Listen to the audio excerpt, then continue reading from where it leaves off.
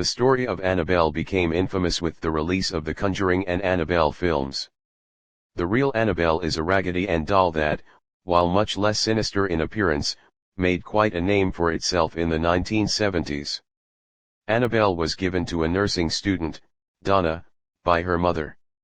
Donna, and her roommate Angie would often return home to discover that the doll had changed positions and/or moved rooms. They'd also find handwritten notes scrawled onto parchment paper asking for help. In their book, paranormal investigators Ed and Lorraine Warren indicate that the behavior went on for nearly a year before they became involved and ultimately took Annabelle into their care.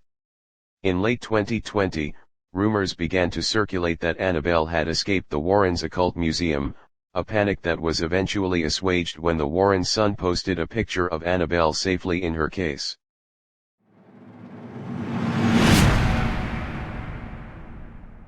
As the story goes, Okiku was purchased by a young man sometime around 1918 in Japan, as a gift for his younger sister. Tragically, after a year, the little girl passed away from a severe case of the flu. The family created a shrine in her memory, placing the large doll on display. Sometime later, they noticed the doll's hair, which had originally been cut in a short bob, had grown past its shoulders. When the family moved in 1938, they entrusted the doll to the care of the Meninji Temple in Hokkaido, where caretakers continue to maintain Okiku and her ever-growing hair.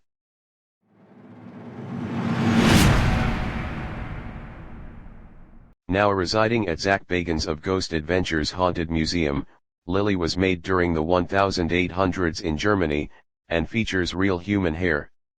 According to the museum's Facebook post, she was discovered by an antiques dealer, who took her home but began having recurring nightmares about a little girl who had a very bad accident.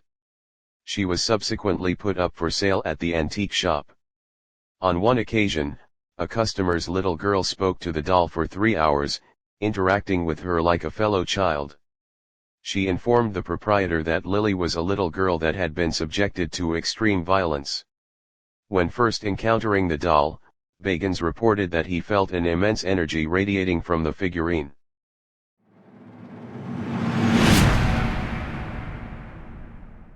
Robert came to the Otto family of Key West, Florida in the early 1900s as a gift to their youngest son Robert Eugene Otto. The boy and doll became inseparable, with the child often laying blame for his misdeeds on the doll. The family alleged that the toy often seemed to change positions of its own accord. They also claimed that when their son was alone in his room, they could hear him conversing with the doll, and the doll responding in a completely different voice. After Eugene's death in 1974, Robert was given to the East Martello Museum. Visitors who have taken his picture without permission claim to have experienced terrible misfortune as a result of their transgressions. Robert is surrounded by letters of apology and admiration.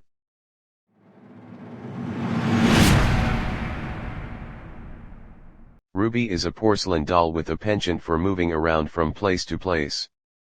Currently residing with the Traveling Museum of the Paranormal and the Occult, she comes from mysterious origins.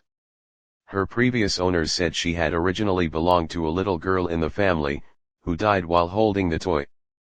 Following that tragedy, she was passed down through generations until coming to her current residence at the museum.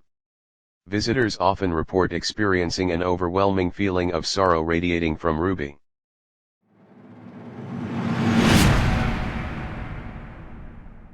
Short for Letta Me Out, Letta is a 200-year-old wooden doll with human hair. He was discovered beneath a house in Wagga Wagga, Australia by his current caretaker, Kerry Walton. Walton told the Warwick Daily News, "I reckon he walks in the night time. We came in here, as a new house, and I've never heard so many strange things in my life." He's found scuff marks on the floor of his home as well as objects mysteriously shifted. Walton has brought Letta with him to multiple television interviews, and has started an Instagram page dedicated to the doll.